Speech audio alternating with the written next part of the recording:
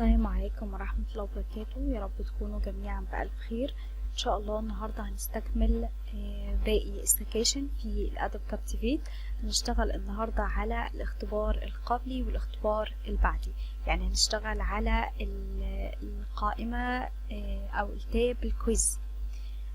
تاب الكويز لو ضغطنا عليه بيقول لي ان هو فيه أربعة يعني بيضيف لي أربع أنواع من السلايدات: الكويشن سلايد والراندوم كويشن سلايد والبري تيست كويشن سلايد والنوليدج تشيك سلايد. يعني بيضيف أربع أنواع من السلايدات. نعرف الفرق ما بينهم. الكويشن سلايد ده الأساسي بتاعي اللي بيديني مجموعة من الأسئلة هنتطرق ليها دلوقتي وهنتعرف عليها. أما الراندوم كويشن سلايد ده لو أنا عايز أعمل بنك أسئلة. طب البري تيست كويشن سلايد ده خاص بالاختبار التمهيدي أو الاختبار القبلي، ده اللي احنا هنستخدمه لما نيجي نعمل الاختبار القبلي. النوليدج تشيك سلايد دي خاصة بيه ان هو بيبدأ يديله مجموعة من الأسئلة بس ما بيديش عليها جريدت، يعني ما بيديش عليها درجة، وبيديله عدد لا نهائي من المحاولات علشان يبتدي ان هو تشيك، يعني يقعد يجرب لحد ما يوصل للهدف من السؤال ده. يعني يقعد يجرب لحد ما يحله. انا مش مديهوله علشان اديله عليه درجة. ده الفرق ما بين الاربع شرايح اللي بتضيف لي مجموعة من الاسئلة. نفس الكلام ده يعني ممكن اجيبه من القائمة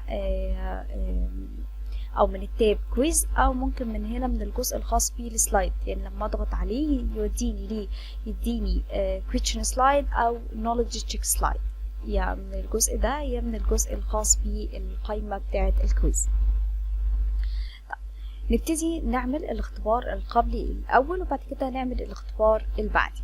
طب قبل ما نعمل الاختبار أنا هضيف هنا في السلايد رقم 2 هضيف المديول التاني. هضيف مديول تاني علشان لما اجي في الاختبار القبلي بناء على النسبة اللي هيحصل عليها يا إما يدرس محتوى المديول الأول يا إما ينتقل إلى دراسة المديول التاني. فأنا هاجي على المديول الأول أضغط على كنترول سي كنترول في، ابتدي أغير الاسم للمديول الثاني، وهعمل سلايد خاصة بالمديول التاني. فهاجي على السلايد رقم 3 اللي هي فيها الهيكلة بتاعة المديول الأولاني، رايت كليك عليها واعمل دبليكيت، وابتدي أغير في السلايد رقم 4 اللي هي الدبليكيت دي، أغير فيها من المديول الأول للمديول الثاني، وابتدي إن أنا أغير الاسم بتاع المديول.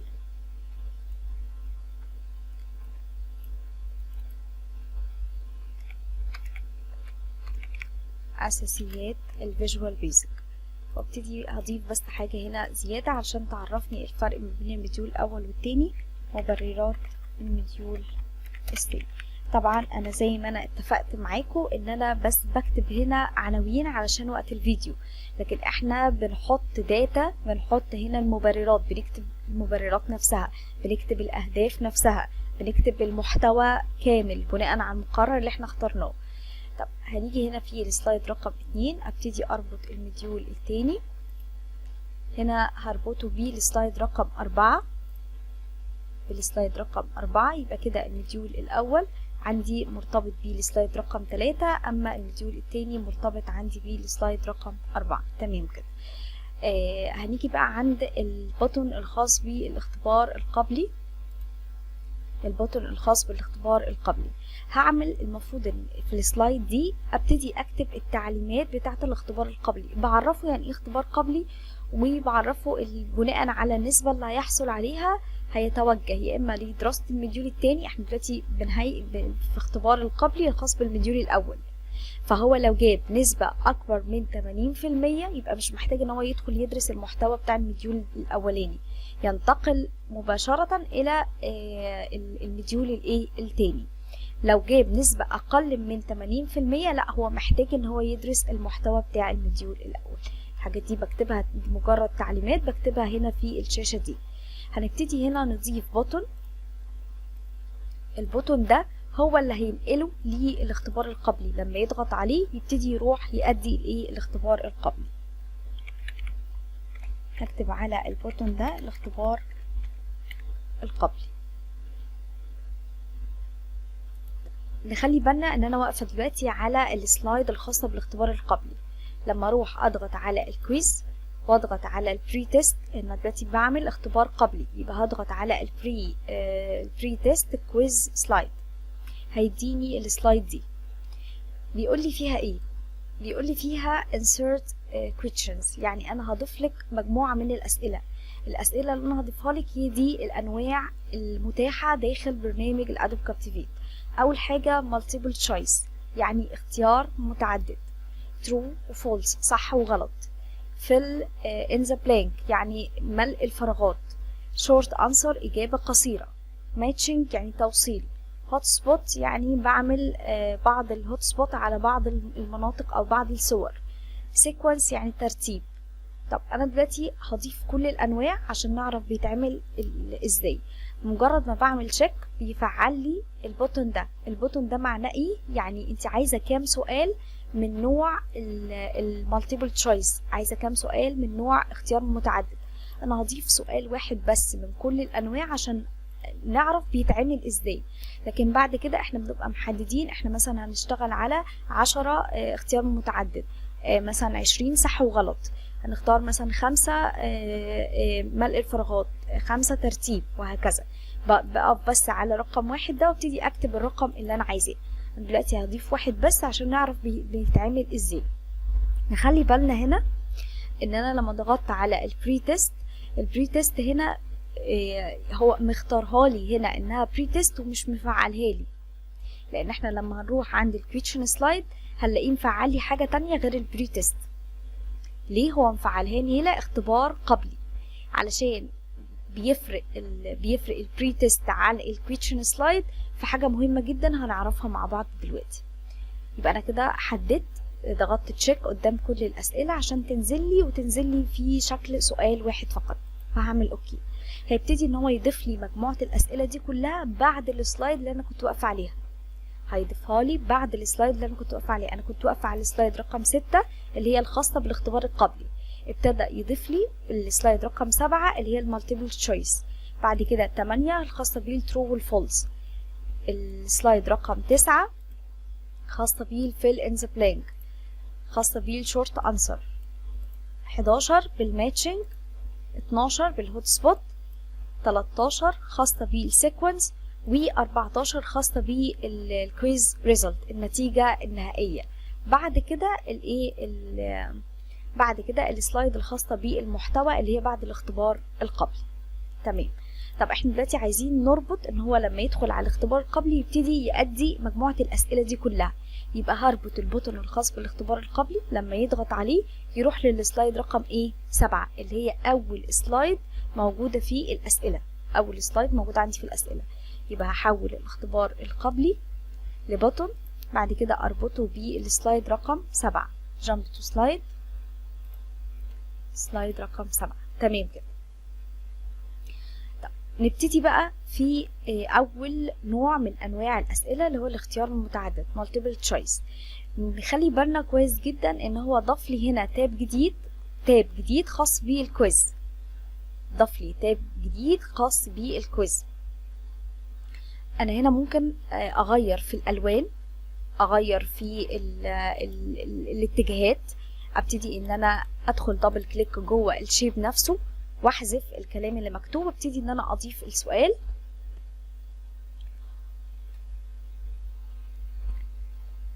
لغة نقط، ممكن اقول تعد من اللغات كائنية التوجيه، لغة كائنية التوجيه.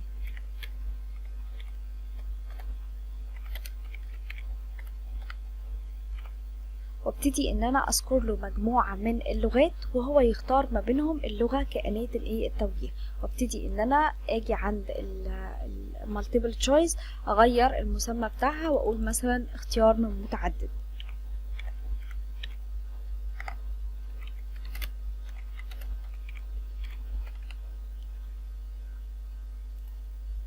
التعديلات دي كلها في الالوان، في الخط، في الحاجات دي كلها من التاب الخاص بالبروبرتيز، من التاب الخاص بالبروبرتيز زائد الايه المحاذاه. طب المحاذاه هنا جايه اقصى اليمين بالهوامش، ممكن نغير الهامش هنا نخليه 20 وانتر يديني هامش شويه في اليمين. طب انا عندي هنا المفروض ان هو بيديني اختيارين، انا عايزه مثلا 4 اختيارات، يبقى انا هنا في التاب اللي اسمه كويز، في التاب اللي اسمه كويز عندي هنا عدد الانسر، بيقول لي الانسر عندك اجابتين فقط، انا محتاجاهم 4، يبقى بحدد رقم 2 وامسحه واضيف رقم 4 واعمل انتر. اول ما بضغط انتر بيضيف لي العدد الايه، عدد الانسر اللي انا محتاجاها. هبتدي ان انا اغير اللغة، ممكن نقول لغة الفيجوال بيزك،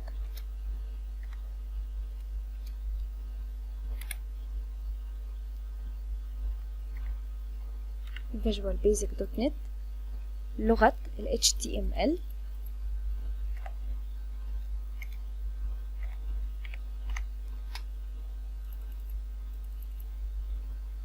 ممكن نقول لغة ال PHP، ممكن نقول لغة الشارب. طبعا الكل بيبتدي يحط أسئلة بناء على الأهداف والمحتوى اللي هو حطه. طب أنا كده حطيت ال4 اختيارات. تعالوا بس نشوف ان احنا في مشكلة في البرنامج بالنسبة للغة العربية بالنسبة للمحاذاة. يعني انا لو رجعت للتاب الخاص بالبروبرتيز عشان احط الحاجات دي كلها يمين تحت السؤال، لان احنا بنكتب عربي، نبتدي نحط المحاذاة هينقل لي الكلمة بس ويخلي الترتيب زي ما هو زائد النقاط زي ما هي. طب اقدر اتغلب على المشكلة دي ازاي؟ ممكن ان انا اخليها زي ما هي وابتدي ان انا اصغر الشيب نفسه، الشكل نفسه، وابتدي ان انا اسحبه في المكان اللي انا عايزاه. ممكن نحطهم في المنتصف، ممكن نحطهم جنب بعض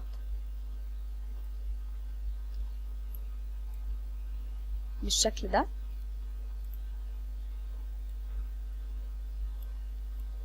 عشان ما نخليهمش في الشمال والكلام يكون في اليمين. ده مجرد اقتراح علشان نقدر نتغلب على مشكلة ان هو ما بيتنقلش معايا لليمين. طب احنا هنا عندنا ال A B وال C وال D. طب الترقيمات دي او التعداد ده احنا ممكن نشيله من النمرينج. يعني انا ممكن اختار ان انا ارتبه ارقام ولا ارتبه حروف، ارتبه كابيتال ولا سمول ولا نون بدون اي حاجة تماما. دي كده الاختيارات بتاعتي، فاحنا ممكن نشيلها علشان ما يبقاش عندي مشكلة في ان احنا نبتدي نكتب طبعا الاسئلة عندي عربي. يبقى نقول ان التاب الخاص بالكويز هو هنا بيعرفني ان انا شغالة على التايب بتاعي، النوع الكويز بتاعي دوت بري تيست، يعني انا شغالة على القبلي. عدد الانسرد بتاعتي، عدد الاجابات بتاعتي 4، وهما كانوا 2 وانا ضفتهم. طب في عندي بقى البوتون دي خاصة بايه؟ بيقول لي الشالف انسر، يعني معناها ان هو لو انا فعلت الاختيار ده هيعمل لي راندوم ليهم، يعني هيعمل لي ترتيب عشوائي. كل مرة اجاوب فيها على الاسئلة دي الاقي الاختيارات متغير ترتيبها، يعني مش كل مرة ظاهر معايا الايه الفيجوال بيزك. طب multiple answer يعني ايه؟ نخلي بالنا ان قدام كل اختيار قدامها دايرة، الدايرة دي معنى انها لونها باللون الازرق يبقى دي الاجابة الصح اللي عندي. يعني انا ممكن اختار ان دي الاجابة الصح. هنا انا بختار اختيار واحد فقط، لكن لما اجي افعل multiple answer بيحول لي الدايرة دي لمربع، وده معناها ان انت ممكن يكون عندك اكتر من اجابة صحيحة، اكتر من اجابة صحيحة. ده بيبقى بناء على ايه؟ بناء على السؤال بتاعي. طب انا هنا دلوقتي انا بختار اختيار واحد بس صح اللي عندي، يبقى انا هشيل علامة الصح من قدام multiple answer وابتدي ان انا افعل الاجابة الصح اللي عندي اللي هي لغة الفيجوال بيزك، تعد من الكائنات اللغات كائنية الايه التوجيه. تمام كده. طب هنا عندي البوينت، انا هديله كام درجة لو جاوب صح على السؤال ده؟ هديله درجة واحدة بس. طب هنا انا لو جاوب غلط هديله كام؟ هديله ايه؟ انا هديله 0. يبقى هنا انا عندي البوينت لو جاوب صح، بالتالي لو جاوب غلط هديله ايه؟ هديله 0. زي ما قلت نمبرنج هنا خاصة بالترقيم الرقمي او التعداد النقطي. احنا عملناها none عشان ما يبقاش قدامها ارقام او حروف، لانها ما بتجيش معايا يمين. طب كابشن، نتفق مع بعض ان كابشن دي خاصة بالحاجات التوضيحية. يعني ايه؟ يعني معنى ان انا اقول لك كابشن يبقى حاجة هي بتوضحها لي.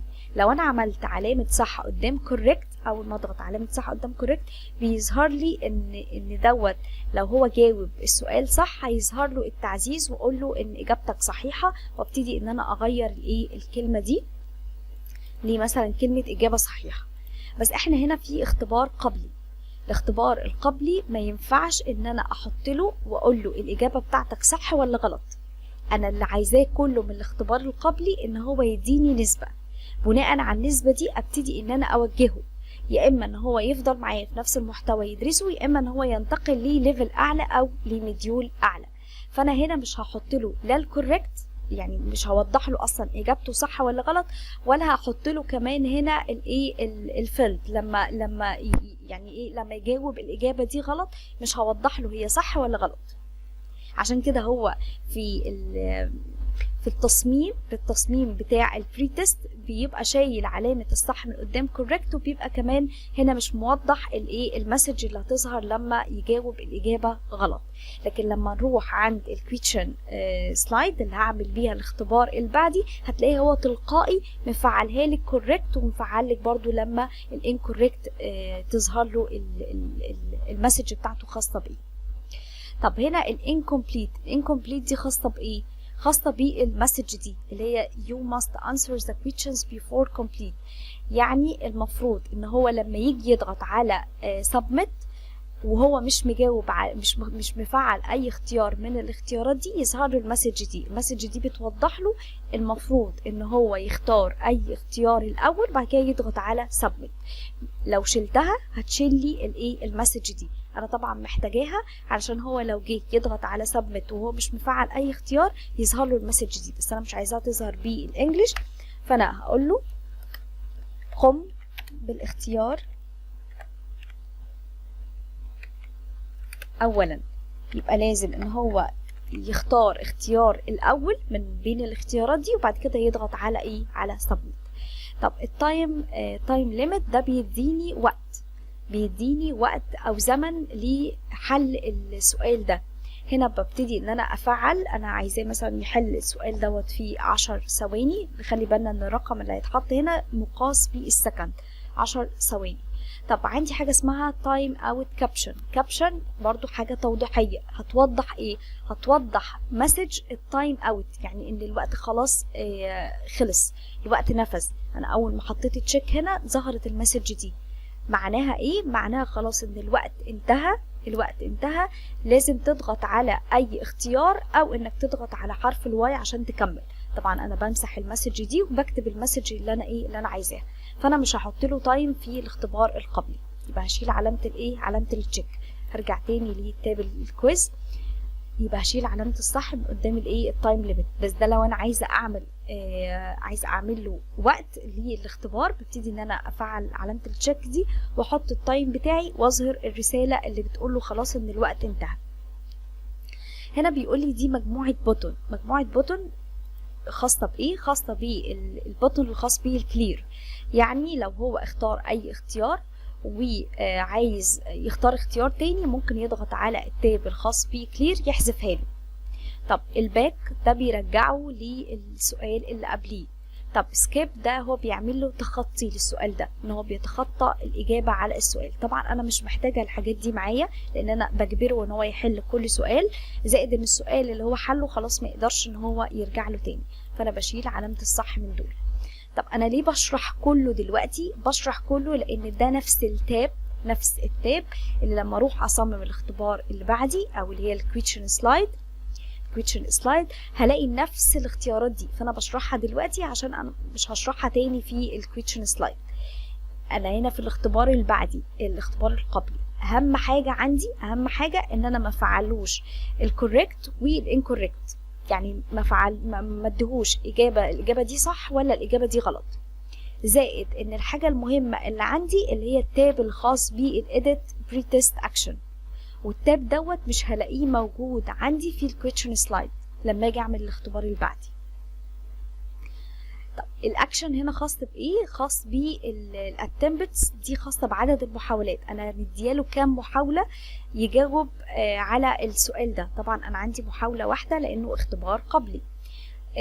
طب هنا لو انا طب انا ممكن ان انا اغير عدد المحاولات دي، بقف عليها واكتب عدد المحاولات اللي انا عايزاها.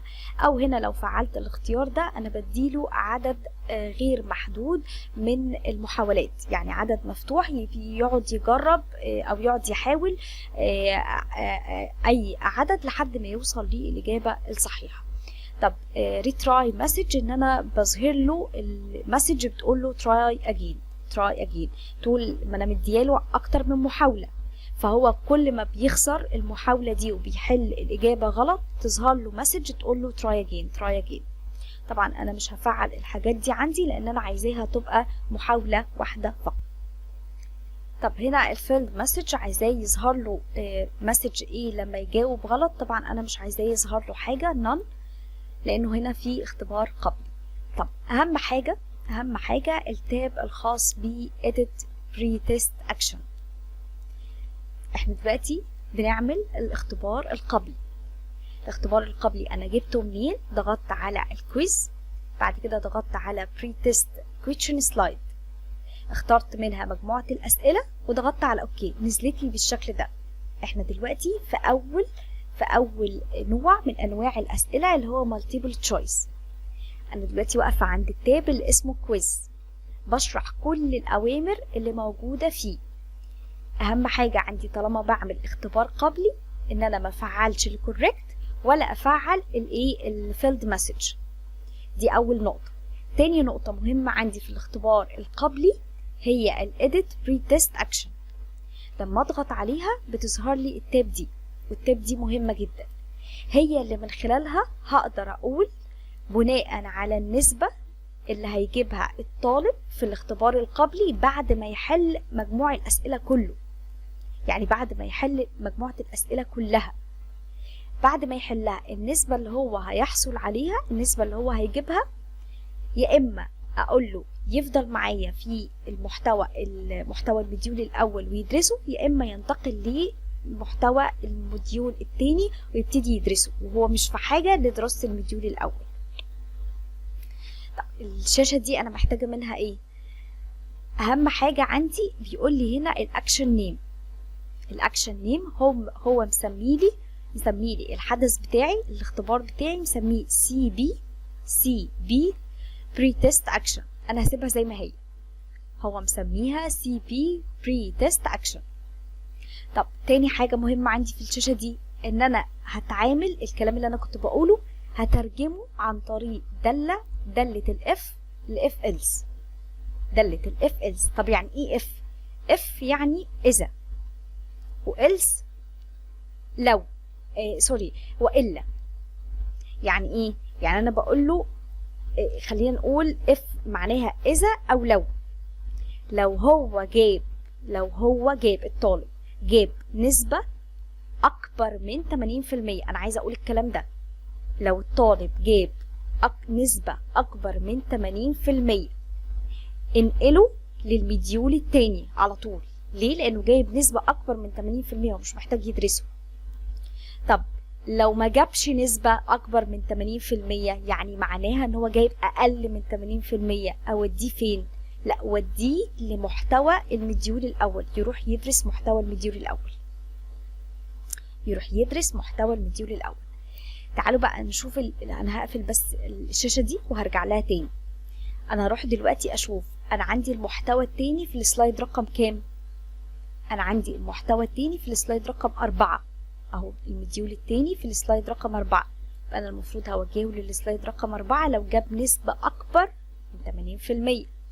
طب المفروض ان انا اوجهه لان هو يدرس المحتوى بتاع المديول الاول لو جاب نسبة اقل من 80%، اللي هي السلايد رقم 15.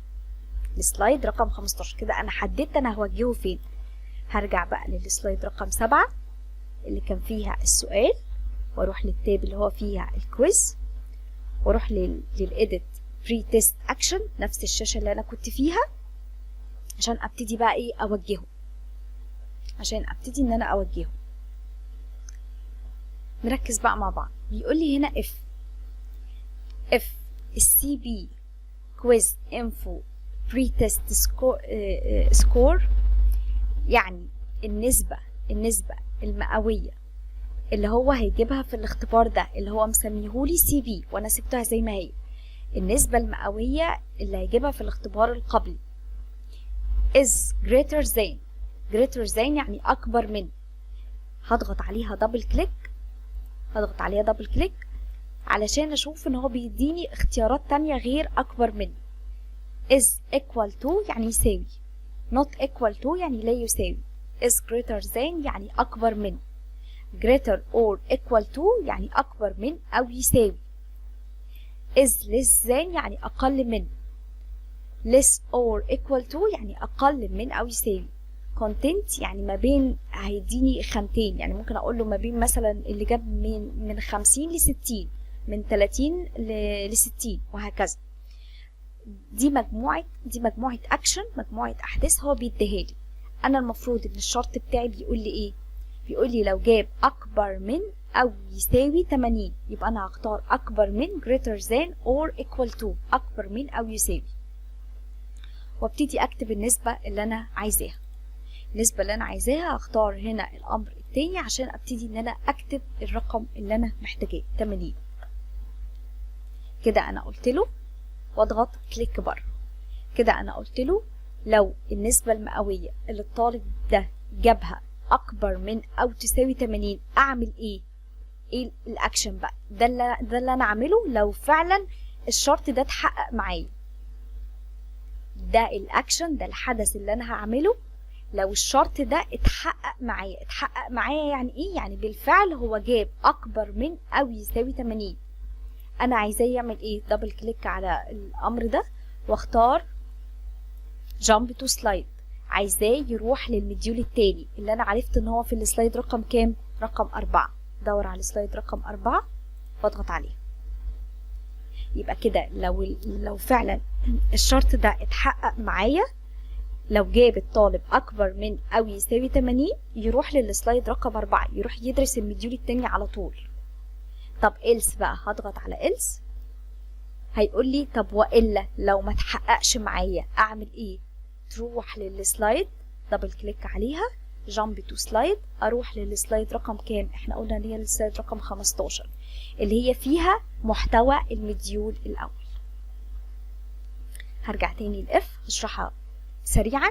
أنا هنا في الشاشة دي هو سمالي الأكشن بتاعي سي بي بري تيست اكشن، سبتها زي ما هي، وقال لي هنا النسبة المئوية اللي هيجيبها الطالب في الاختبار ده لو اكبر من او بتساوي 80 انا هعمل ده، هنفذ له الاكشن ده، هنفذ الحدث ده، هوديه للسلايد رقم 4 اللي انا شفتها في الاول خالص اللي هي كانت تبع المديول التاني. إلس وإلا لو ما تحققش هوديه فين؟ هوديه في السلايد رقم 15. بعد ما خلصت بعمل update action بيقول لي successful، بالفعل خلاص انت صممتيه، اوكي، وبعد كده اعمل close. يا رب تكون مفهومة. ده اهم حاجة عندي في الاختبار القبلي، ان انا بناء على النسبة اللي هو هيجيبها بوجهه، زائد ان انا مظلهوش لا اجابة صح ولا اجابة غلط. كده احنا شرحنا الحاجات دي كلها. submit طبعا ممكن اغير الكلمة دي، بدل submit ممكن اقول له مثلا انتهيت او اضغط هنا او التالي، ممكن اخليه التالي بما ان انا عامله مجموعه اسئله كتير ورا بعض. برضو ممكن اغير لون التاب نفسه، ممكن اغير الشكل، الكلام ده كله انا هسيبه علشان الوقت بتاع الفيديو. ده كده الاختيار من متعدد. نيجي عند النوع التاني من الاسئله اللي هو true and false، صح وغلط. هنا عندي هبتدي ان انا اكتب السؤال ويا اما true يا اما false، ممكن بدل كلمة true اكتب صح وبدل كلمة false اكتب غلط. طب هنروح تاني للكويز هنلاقي نفس الحاجات اللي كانت موجودة عندي في اختيار متعدد، بس هنا هغير البوينت. السؤال ده انا بديله درجة، لو جاوب عليه صح بياخد الدرجة، ما جاوبش صح بياخد الايه الزيرو. تمام كده. عندي نفس الحاجات، نفس المحاولات، نفس الفيلد، نفس الكلام ده كله. طب حد ممكن يقول لي واحنا هنرجع تاني نعمل الشرط ده تاني في الايديت بري تيست اكشن؟ اقول له لا، هو بيتعامل على شوف نفس الكلام اللي انا عملته في السلايد الاولى موجود عندي في باقي السلايدات كلها بتاعه الاختبار. ليه؟ لان هو بيحسبها في النسبه اللي بتطلع في الاخر من كل الاسئله دي، فانا مش هدخل، انا بعملها بس في اول سلايد فقط. بس نعمل كلوز.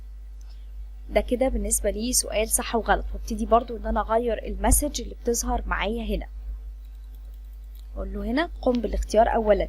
دي المسج اللي بتظهر لما يروح يضغط على submit بدون ما يكون حدد اختيار من هنا. قم بالاختيار اولا.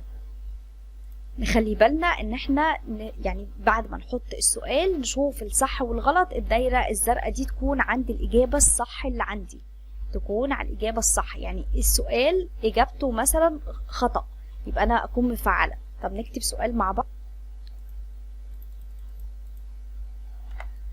الحدث هو الفعل الذي يقع على الكائن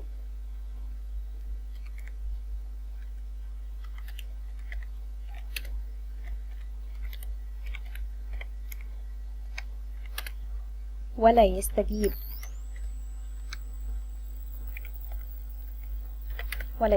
له. ده سؤال إجابته صح أو غلط. الإجابة الصح بتاعت السؤال ده إنها تكون غلط. هغير كلمة true لصح وغير كلمة false لخطأ. الإجابة الصح بتاعت السؤال إنها تكون خطأ، فلازم أكون مفعلة اللون الإيه الدايرة باللون الأزرق. الكلام ده أنا يعني بقوله دلوقتي عشان قدام هسرع مش هشرح الكلام ده تاني. كده احنا عملنا الاختيار من متعدد وعملنا الصح والغلط. الكلام ده كله الانجليش ده يتغير، التنسيقات بتاعت الكلام ده تتغير، المحاذاة يعني ما يظهرش معايا بالشكل ده. ثالث نوع من انواع الكويشنز بتاعتي اللي هي fill in the blank. هنا هبتدي ان انا اقول له املأ الفراغات. هنا ببتدي ان انا احط السؤال بتاعي، واحط الفراغات بتاعته. هبتدي ان انا احدد الكلام ده كله وامسحه. لعرض تلميحات يتم استخدام الكلام ده. طبعا دي كلها اسئلة المفروض انها تكون في المحتوى عشان بعد ما يدرسها يعرف يجاوب على الاسئلة دي كلها. لعرض تلميحات يتم استخدام أداة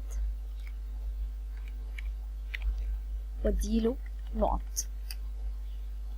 طب أنا دلوقتي لما عملت النقط جت بعد الكلام، فنكتب النقط الأول وبعد كده نكتب الكلام عربي. نكتب النقط الأول بعد كده نكتب الكلام عربي. طب هنا بقى أنا عايزة أقول له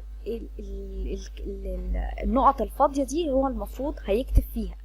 هو النقط الفاضية دي هو بيحولها لي لبطن، هنشوفها دلوقتي مع بعض. طب انا هقف هنا واروح للتاب اللي اسمه كويز واعمل، هبتدي ان انا بس احدد الجزء ده واضغط على مارك بلانك. حط لي تحتها خط، دي معناها الكلمة اللي هو هيحط فيها الكلمة المناسبة. مجرد ما اضغط عليها كليكاية واحدة هيقول لي هنا علامة الزائد، ابتدي ان انا ادخل الاجابة الصح بتاعتي. انا عندي هنا الاداة اسمها تول تب.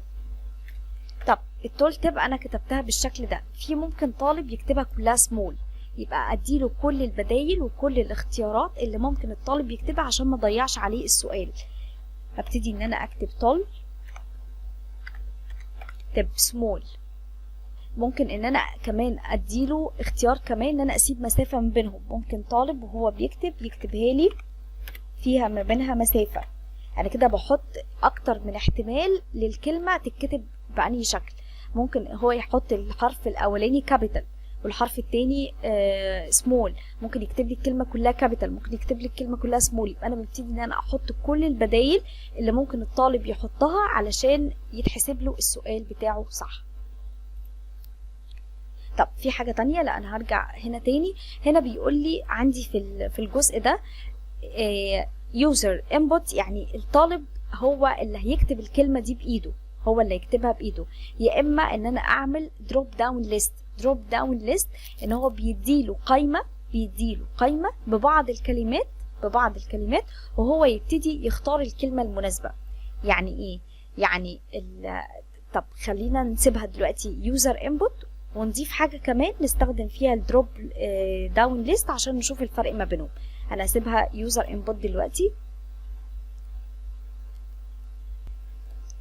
وابتدي ان انا اضيف سلايد تانية احط فيها الايه، نستخدم فيها الدروب داون. هضيف سلايد تانية ازاي؟ من كويز بري تيست، وابتدي اختار اللي انا عايزاه اللي هي الفيلز بلانك، واعمل اوكي. ضيفها لي بعدها بالظبط رقم 9 ودي رقم 10. هنا هبتدي ان انا نكتب بقى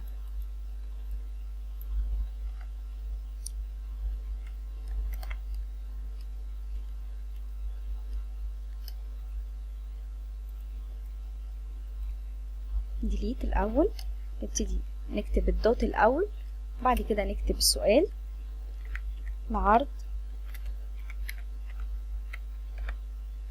تلميحات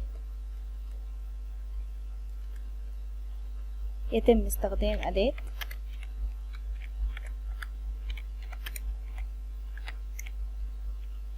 نقط. هنحدد النقط ونروح للكويز نعمل له ندي المارك بلانك بتاعتنا، نضغط عليها ونعمل علامة الصح. هنا انا مش هخليه بقى يوزر انبوت، مش هو اللي يكتب، انا هديله دروب داون ليست وهو اللي يبتدي يدخل فيها. طب احنا هنا ممكن ندخله الامر الصح بتاعي اللي هي التول تب، وممكن ابتدي ان انا اديله حاجات غلط. ما هو المفروض ان هو بدل ما انا اخليه يكتب الكلمه الناقصه، لا انا بخليه يختارها من دروب داون، تنزل له قائمه منسدره كده وهو يبتدي يختار منها الكلمه الايه الصح. ممكن مثلا اقول له ال HTML واي اختيارات، ممكن نقول له الجافا،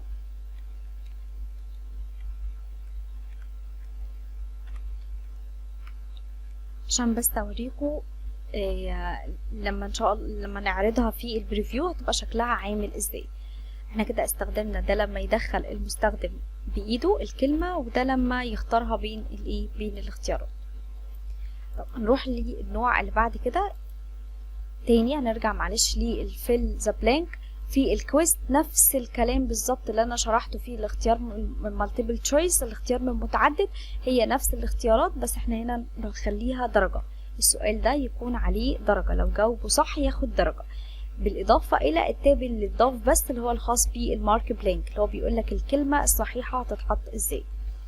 طب نروح للشورت انسر. شورت انسر انا بكتب له هنا السؤال، وهو بيبتدي ان انا اخليه يدخل هنا شورت انسر، اجابه قصيره، وابتدي ان انا اكتب له الاجابه الصح المفروض تتكتب هنا. المفروض الاجابه الصح اللي تتكتب هنا. طبعا انا مش هكتب اسئله، انا هبتدي بقى ان انا اكتب دلوقتي كلمات بسرعه علشان وقت الفيديو. فانا الكلمه الصحيحه المفروض اللي هو يدخلها هنا السلام عليكم. ده بناء على ايه؟ المفروض ان انا بكتب له سؤال، ببتدي ان انا هنا اكتب الاجابه الصح المفروض اللي هو يكتبها. طب هنا في الكويز عندي نفس الكلام ما فيهوش اي جديد. هنا هنضيف ان هو يبقى عليه درجه واحده. النوع اللي بعد كده الماتشنج، التوصيل ببتدي هنا بيقول لي ان في عمودين، عمود الاولاني والعمود الثاني، وهنا مجموعه كلمات ومجموعه عناصر المفروض ان هو يوصلهم ببعض. ممكن هنا اقول له مثلا الفاره، الماوس، الكيبورد، عايزين نعرف دي مكونات ادخال ولا مكونات اخراج، ونبتدي ان احنا نربطهم بايه، نربطهم ببعض.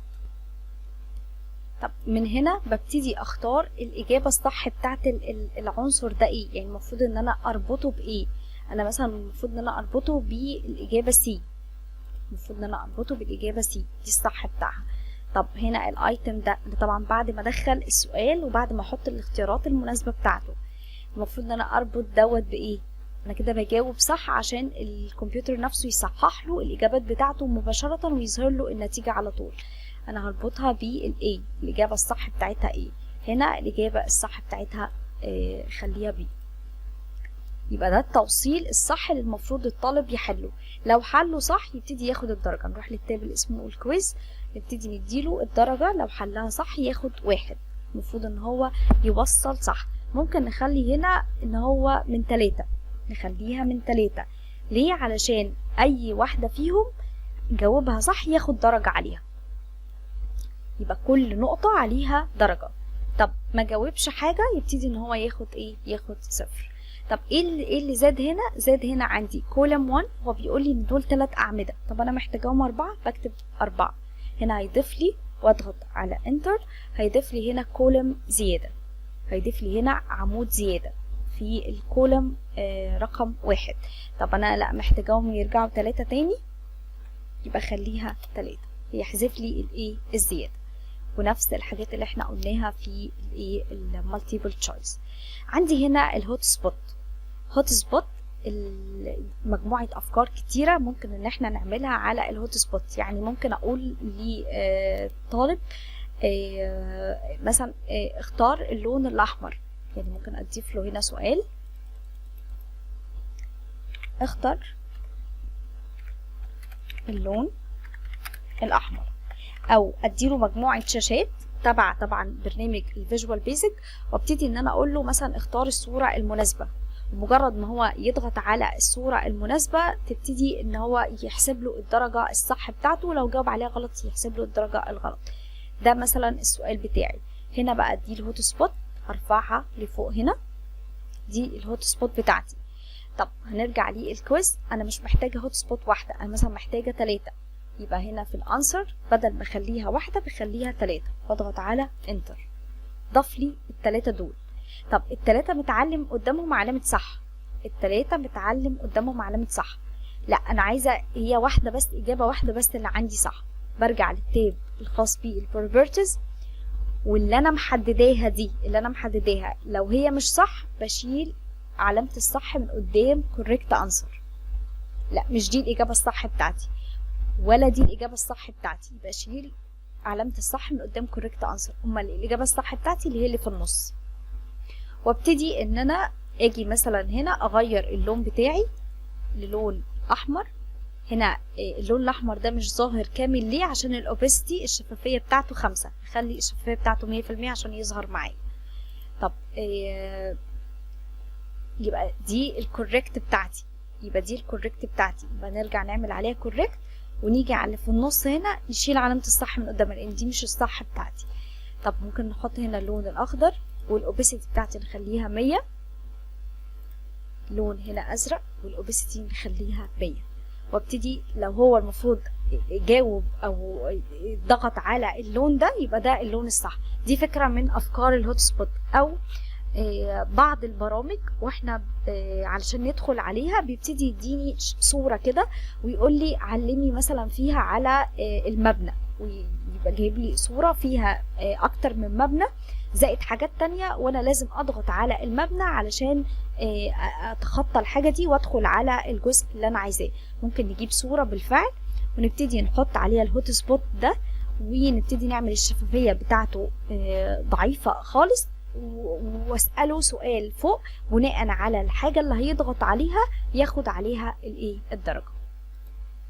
نرجع للكويز تاني ونديله على البوينت دي نقطة واحدة بس، لو جاوبها صح ياخد بوينت واحدة بس. تمام كده. ناقص لينا النوع بتاع السيكونس، الترتيب. ببتدي ان انا احط له السؤال هنا، وابتدي ان انا اكتب الاجابات صح. ابتدي ان انا اكتب الاجابات صح. يعني هنا انا مثلا عندي مجموعة مراحل المفروض ان هو يرتبها. انا عندي مرحلة التحليل،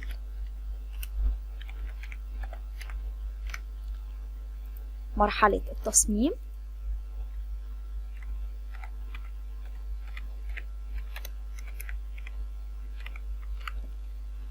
وابتدي ان انا ارجع للكويز عشان ازود عدد الانسر اللي عندي. انا هخلي عدد الانسر 4. مرحلة تحليل تصميم، مرحلة التنفيذ،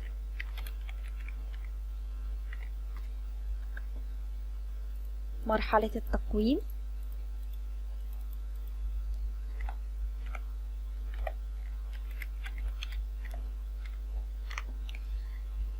ده كده انا كاتباهم صح، لكن هو لما يجي يعرضهم للطالب هيعرضهم راندوم، يعني متشقلبين متلخبطين، مش هيعرضهم بالشكل ده. لكن وانا بكتب السؤال المفروض ان انا بحط المراحل صح تحت بعض، وابتدي هنا ان انا مثلا اقول له مراحل نموذج التصميم العام، ده سؤال، اذكر مراحل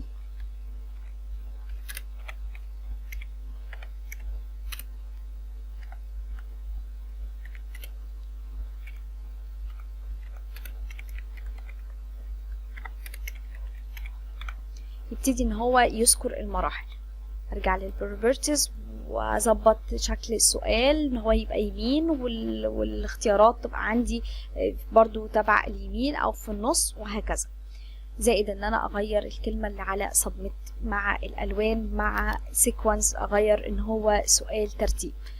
طب هل في الاختبار القبلي، احنا ده كله لسه بنصمم في الاختبار القبلي، هل في الاختبار القبلي هيظهر معايا نتيجة؟ قال لي لا. طب دي موجودة ليه؟ لانها هتظهر معايا في الكويشنز سلايد في الاختبار البعدي، لكن هي موجودة دلوقتي بس مش هتظهر معايا في الاخر.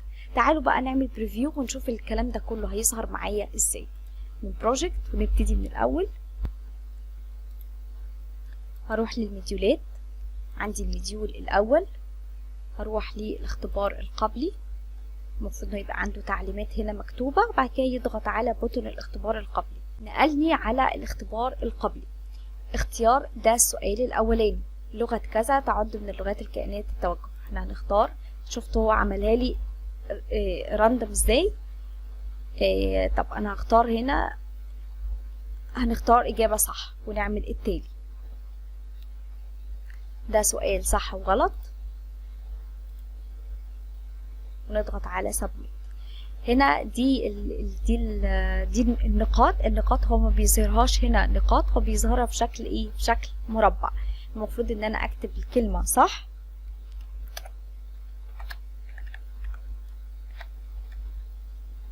في اسئلة انا بجاوبها صح وفي اسئلة بجاوبها غلط، واعمل سبميت.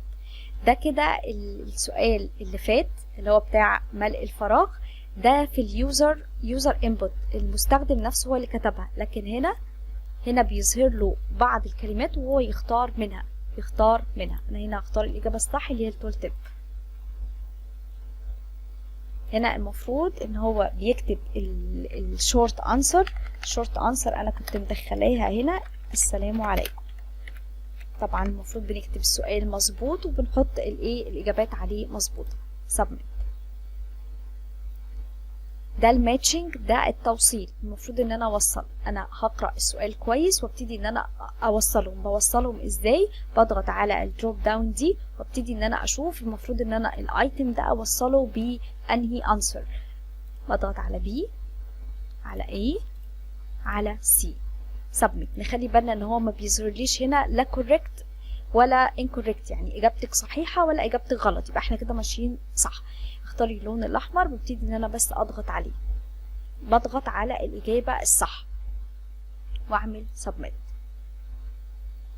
هنا السيكونس، الترتيب، المفروض ان انا ارتب بقى صح. مرحله التحليل، بعد كده التصميم، بعد كده التنفيذ، بعد كده التقويم. هنا بعمل ايه؟ هنا في السيكونس ببتدي ان انا اعمل دراج اند دروب.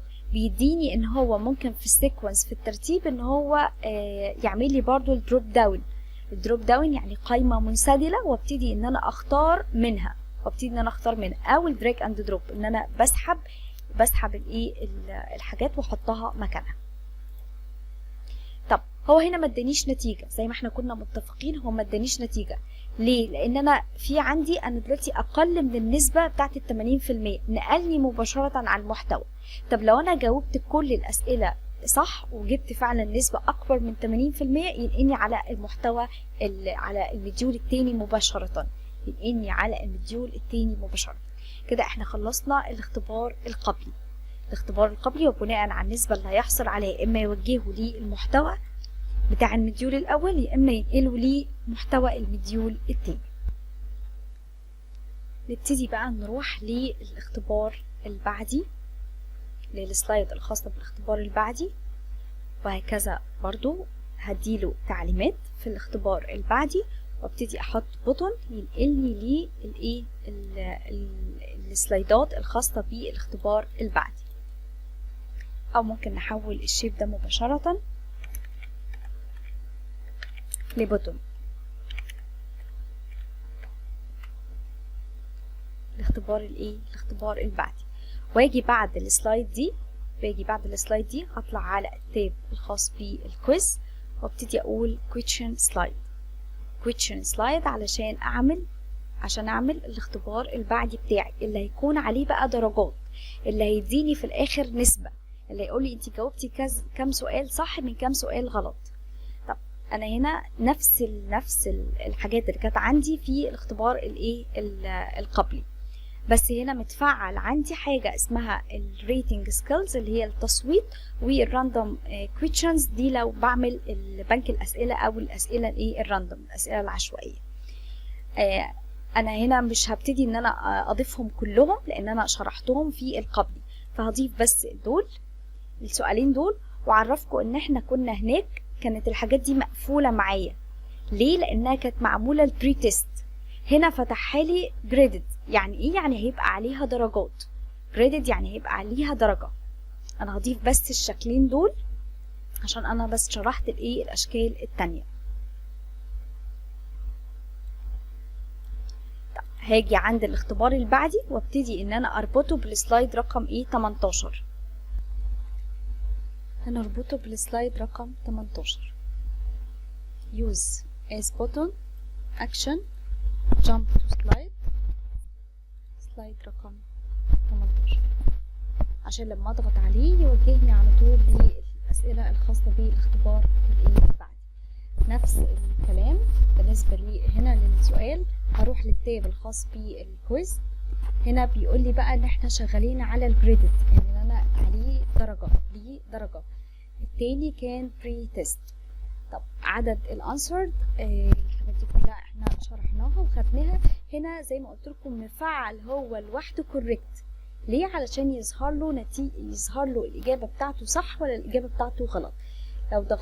لو سحبت الكلمه دي هلاقي تحتها الانكوريكت، ابتدي ان انا اكتب له مثلا حاول مره اخرى، هلاقي تحتها الكوريكت، هقول له احسنت، وابتدي ان انا احطهم فوق بعض عشان يظهروا في نفس المكان. هبتدي ان انا في الاجابه دي ابتدي ان انا اغيرها لي احسنت،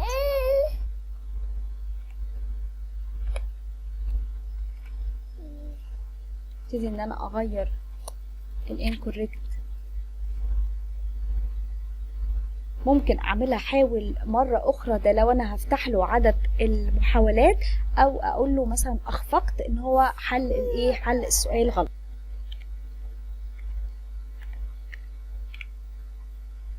وابتدي ان انا احطهم على بعض. طبعا بغير التنسيق بتاعهم، بكبر الكلمة، بغير اللون، زائد ان دي المسج الخاصة بيه. لو راح يضغط على سبميت بدون ما يختار اي اختيار، بقول لكم بالاختيار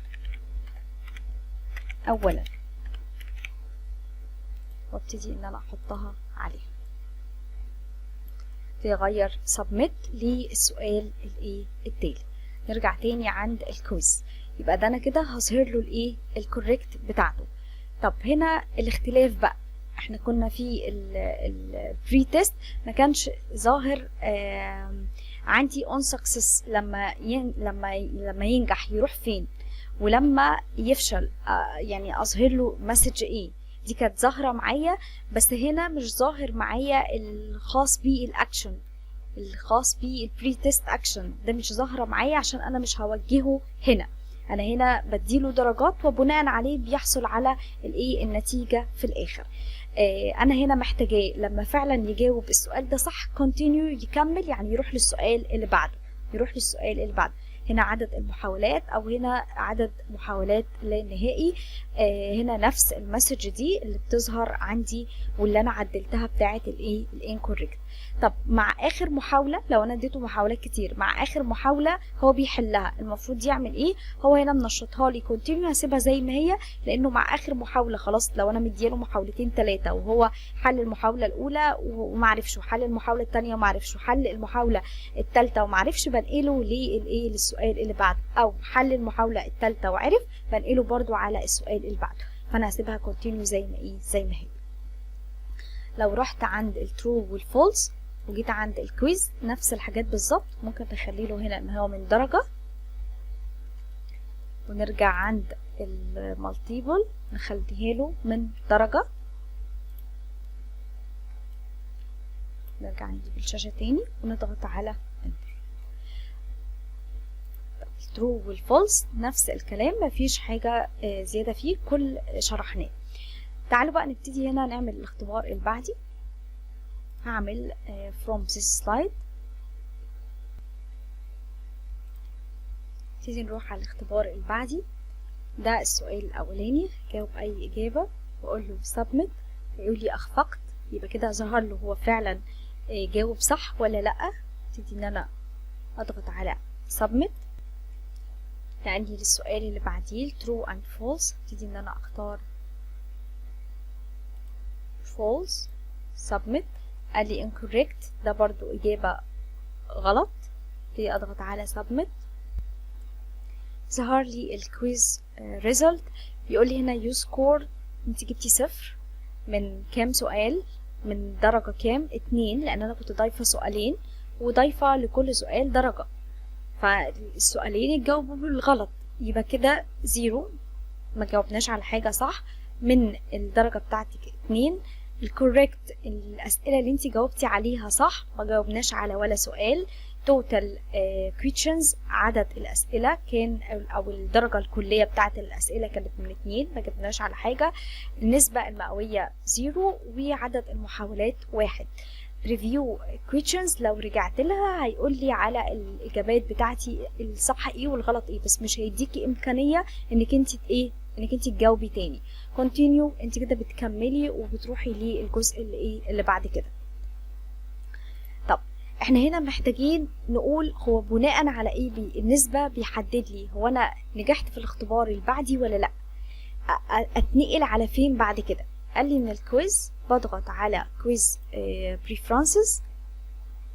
الشاشة دي احنا جينا لها قبل كده لما كنا عايزين نغير اللغة العربية ونخلي الحروف تكتب جنب بعضها. لما ضغطت على edit preferences ورحت ليه general setting وفعلت الامرين دول. لكن انا هنا في الكويز، انا حاجة خاصة بالكويز، فهضغط على الكويز واضغط على base or field. دي النسبة اللي بيحدد بيها هو انت فعلا نجحتي في الاختبار البعدي ولا لا. نجحتي في النسبة اللي بتجيبيها بعد ما تحلي مجموع الأسئلة اللي انت حطاه، نسبة 80%. طب لو انت نجحتي بقى يروح فين؟ المفروض ان هو بعد ما احنا نجحنا في الاختبار البعدي المفروض ان هو يروح لفين؟ عندنا هيروح هنا للمديول التاني. طب الاكشن هنا لو انت فيلد، لو انت اخفقتي او انت فشلتي في الاختبار ده، هيديكي عدد محاولات ولا هي محاولة واحدة بس، ولا يسمح لك بيه عدد مفتوح من المحاولات تقعدي تجربي لحد ما تحلي الاختبار بشكل سليم.